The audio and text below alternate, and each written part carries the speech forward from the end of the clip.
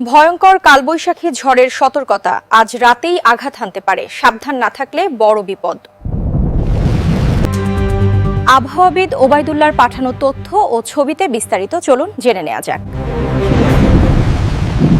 ঝড়ের সতর্কতা আজ রাতেই আঘাত, সাবধান না থাকলে বড় বিপদ।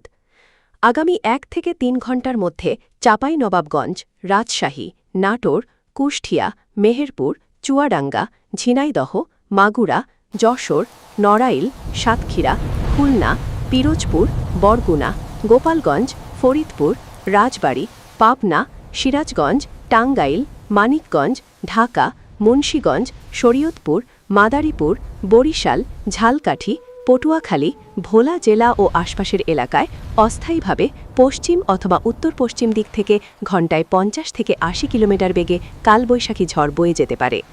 এর সাথে থাকতে পারে তীব্র বজ্রপাত, মাঝারি থেকে ভারী বৃষ্টি এবং কোথাও কোথাও শিলাবৃষ্টি। তীব্র বজ্রপাতের কারণে প্রাণহানির ঝুঁকি রয়েছে, তাই সবাইকে সর্বোচ্চ সতর্কতা অবলম্বন করার অনুরোধ করা হচ্ছে।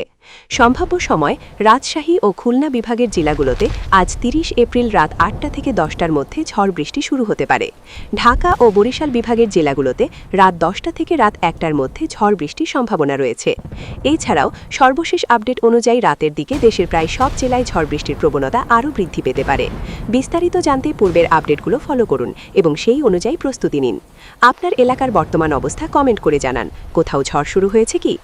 স্বাক্ষর মোহাম্মদ ওবায়দুল্লাহ।